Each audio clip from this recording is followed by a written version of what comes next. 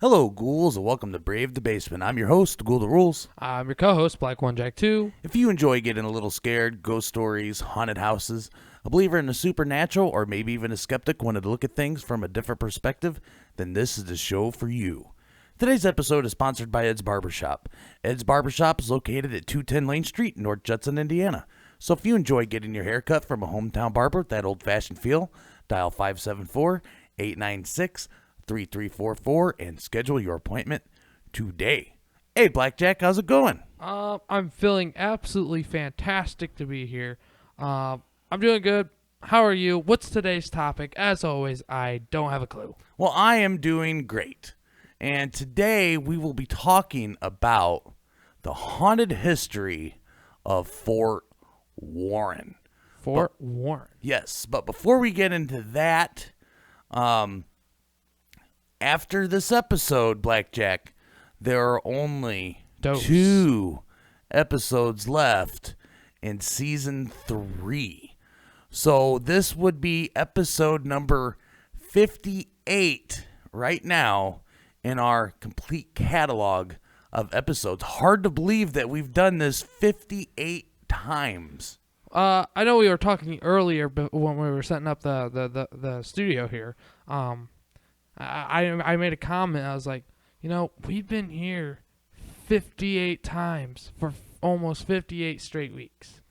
Yeah, almost. So in between each season, we only took a couple weeks off.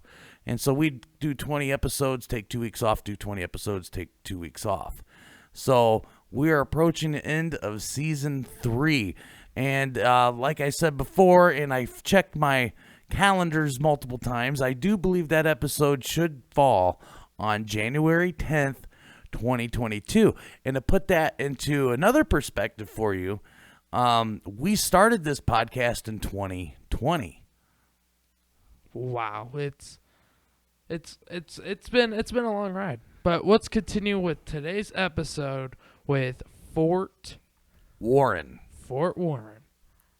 In Boston Harbor, at the entrance to the city, lies George's Island, home of Fort Warren.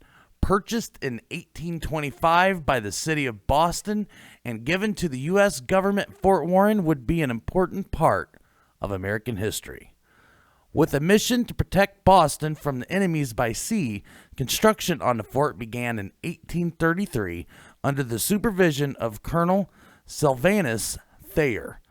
Taking nearly 2 decades to complete, the fort didn't fulfill its mission until the Civil War. During the Civil War, Fort Warren served as a primary line of defense against the Confederate Navy, as well as a training facility for Union soldiers and a prisoner of war camp for valuable and well-known Confederate soldiers. In 1958, Fort Warren was named a National Historic Site, now part of the Boston Islands Harbor National Park. The fort and the island on which it sits are popular tourist stops.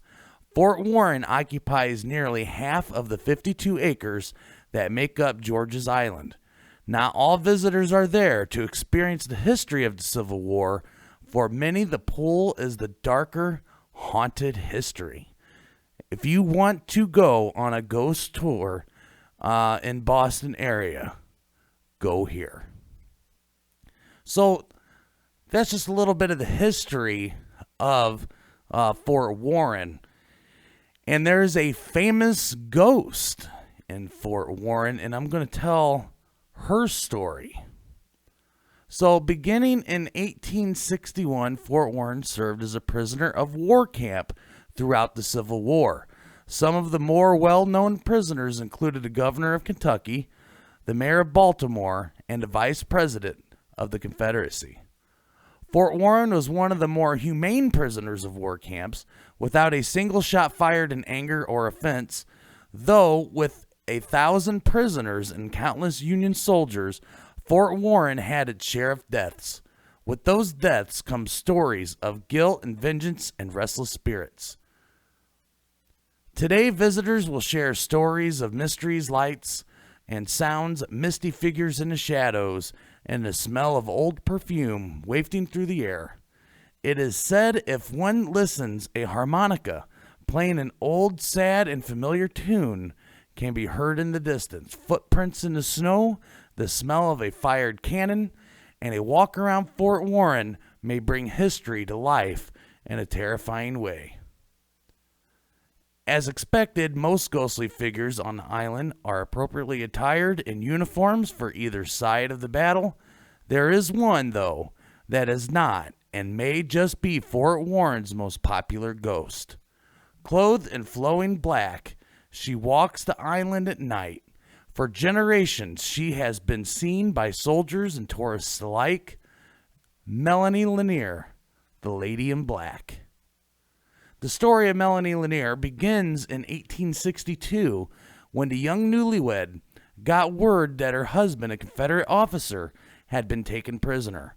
A woman of action and courage, Melanie secured passage to Boston's harbor to rescue her husband.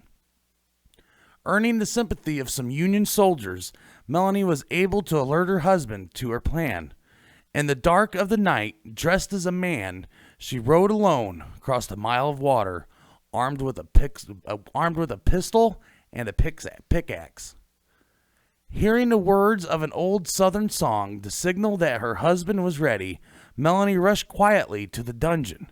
Melanie found her husband, and together they began to enact their plan to escape Fort Warren. The young couple was successful in leaving the dungeon, running out of the cell towards freedom. Shortly before the pair made it to Melanie's rowboat, they were discovered by Union soldiers. In the ensuing scuffle, the pistol went off. Perhaps Melanie's aim was poor, or the pistol misfired. When the smoke cleared, her husband was dead by her own hand. Melanie was consumed with guilt for killing her husband. Apprehended by the Union soldiers, Melanie was charged as a spy and sentenced to death by hanging. As her last request, not wanting the indignity of dying in men's clothes, Melanie asked for something else to wear. The best the Union soldiers could offer were black robes used for the theatricals. Melanie was hanged for her crimes at Fort Warren in the makeshift dress made from costume robes. The tragic death was not the last of Melanie Lanier. The guilt from killing her husband would not allow her to rest in peace. Sorrowful and lonely, Melanie continues to walk the grounds of Fort Warren. In the many years since her death, she has returned again and again as the Lady in Black. Beginning shortly after her death and continuing to this day, the Lady in Black has appeared. First, the soldiers reportedly leaving their post in fear or shooting at the apparition. After Fort Warren became a historical site, Melanie appeared to historians and researchers, and more recently to police officers, Army personnel, and most often to visitors and tourists to George's Island. The ghost of Melanie Lanier has been seen drifting around Fort Warren, screeching unfortunate tourists that dare enter the dungeon where her dear husband was imprisoned, and wandering the woods at night with a lantern. Perhaps one of the more troubling encounters was that of a sentinel claimed to be choked by the spirit. Still riddled with guilt and rage at those that took her life eternally alone, Melanie Lanier walks Fort Warren, looking for her lost love and their escape from Fort Warren. That's just kind of sad. She shot her own husband by accident and then was held as a prisoner and hung by the Union soldiers. That's just kind of sad, you know? I mean, she has terrible aim, but... Yeah, well, I mean, you know, it's just one of those situations where it's just a tragic tale. And I think that's what makes this one so famous is kind of it's got, you know, the love and tragedy portion of the story. And, you know, people dig those things up. And then just how long ago this was. And I always enjoyed, and I know you do too, Blackjack, you know, studying and learning about the Civil War. It was a very interesting time in history. And so whenever we can kind of combine the Civil War and Ghost together, it's pretty neat. So I was real excited when I stumbled across this particular situation here. So there's been some more haunted happenings at Fort Warren, not just the lady in black. So Civil War encampments are well known for their ghost stories. Fort Warren, though removed from many of the horrors of wartime, is no exception, experiencing only 13 prison deaths out of 1,000 prisoners. One may assume that the hauntings at Fort Warren would be limited.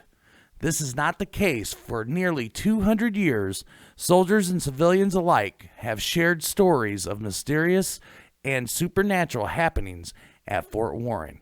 The story of Melanie Lanier may be the most well-known, repeated for generations to Boston natives, but it is far from the only one.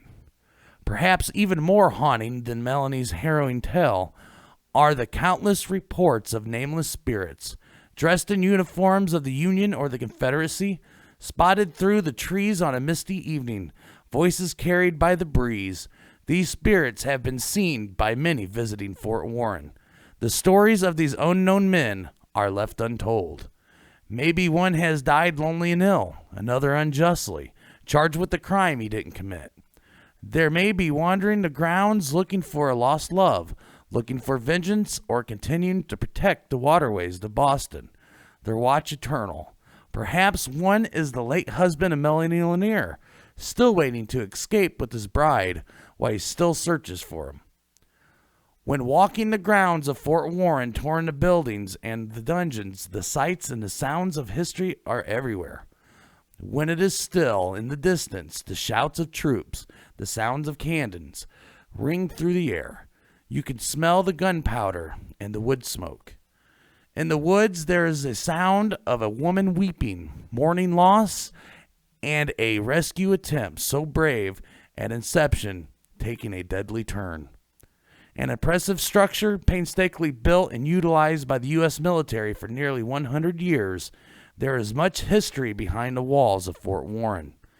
As an imprisonment camp, the fort saw only the most valuable prisoners, and as such has a fascinating history, with a great deal of less violence than most other forts at the time.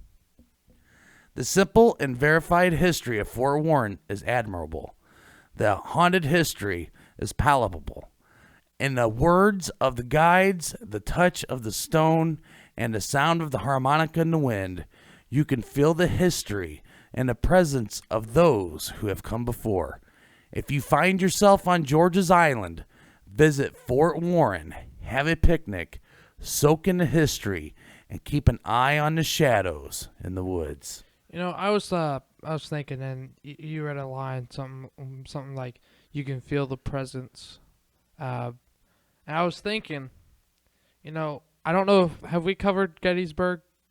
We did. Ghost of Gettysburg. Yes, we did.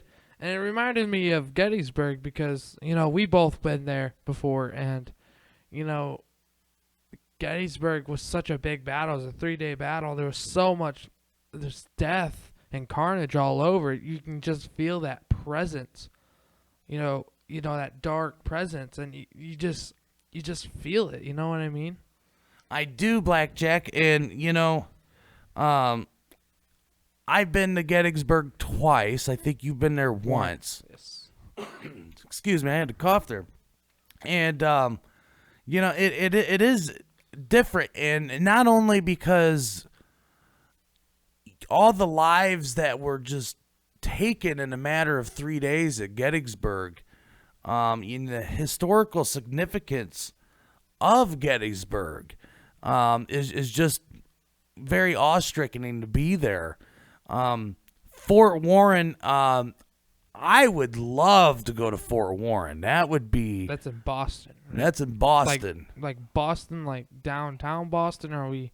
Well, it said George's Island, and I don't really know the New England area very well. Yeah, I don't know Boston. I've been on the East Coast, but I did not go to Boston. I've been to Philadelphia, and I've been to New York City, but I've never been to Boston, so I'm not. So is there like an island, like a little bit far away from the city of Boston? If anyone's from Boston, please tell us. Yeah. Well, I mean, we could always just Google it too, Black. No, let's get our audience involved. Yeah. So if you are from the Boston area, You don't have to be. You don't have to be. Or if you just happen to know a little more about Boston than Blackjack or myself, we'd be happy to be put on the correct path of knowledge as it pertains to the New England area. Right, Blackjack? Yes. But no, I mean, with all that aside, I would love to go see Fort Warren. This is a very famous ghost story. And I like the idea there in the article where it said that perhaps one of the other ghosts is her husband. Because I did wonder about that as well. Why she's the predominant ghost in the area, and where would the husband be? Did he not, linger here on Earth? Did he move on to the next life and just accepted his fate? Whereas she felt like she had to hold on to something. It's kind of interesting when you think about it. So what do you think, Blackjack? You think he's there walking the grounds? I think he's there, but I don't think anyone's really seen anything. But I mean, there wasn't really anything else in that article there that you read that would hint towards him. But we don't know. And I also like in that article where it talks about hearing the harmonica. Oh, that's just cool. Yeah, that's cool because, when I think of Civil War soldiers, especially when they're at a campsite, I do think of harmonicas and banjos, and so these troops would have to entertain themselves. And I mean, these armies were built with just regular people of that era, and so they brought their own skill sets with them outside of, their military service. And, playing a harmonica or playing a guitar or playing a banjo is definitely something that you would hear at these camps by these armies. So, but they hear that. And if you've ever heard just a single harmonica note, it's the loneliest sound in the world. And to kind of hear that in a ghostly manner would be pretty creepy. Especially if it was, if the mood was set right, Blackjack, and you had some fog rolling in, and there was just enough light to kind of see, but it was still kind of dark, and you heard that long, lonely note from a harmonica. That would definitely set a spooky mood right from the get-go. It'd be a good way to prank your friend. So how would you prank your friend, Blackjack? Just go hide somewhere and play a harmonica note? Yeah. Have you ever even played a harmonica? Yes. Not good, but yes, I've blued into the thing. I have a couple harmonicas. I am not very good at playing the harmonica, but it would be a fun gag, but I think your friends would figure it out pretty quickly. Yeah, it was me. That it was you. I'd be like gone. Now, what if you went to go hide from your friends, and right when you get to wherever you were going to hide, let's say behind a tree, and they couldn't see you, and you haven't even played the harmonica note yet, and then you hear a harmonica? I would cry. You would cry? And then maybe a duet. I don't know. You'd want to do a duet with a ghost harmonica player? At this point, why not? Well, Blackjack, I think this does it for episode number 58, episode 18 in the season. So we are 2 episodes away from the season finale. And as usual, we will have some announcements, so you do not want to miss that episode. We got some things in store for you on that episode. And so just make sure that you check it out. If you would like to become a Brave the Basement ghoul, be sure to share this show on social media. Go to bravethebasement.weebly.com and sign up for our newsletter to get all the latest news and updates when each episode has been posted. If you have a ghost story you would like to share, you could reach us at bravethebasement@gmail.com. Your story can make it on the show and be featured on the website. You can also submit your story on Reddit under the subreddit Brave the Basement or in the YouTube comment section. If you have an eerie ghost photo you would like to share, please email us and include a description, and your photo could be added to our photo gallery. And that brings us to the end. We hope that we brought you just a little fright. And remember when you're up late at night and you hear something in the other room that just doesn't seem right. It's okay if you need to turn on the light to protect yourself from things that go bump in the night. I'm your host, the Ghoul the Rules. I'm your co-host, Black Jack 2. And I hope you join us again. Until next time.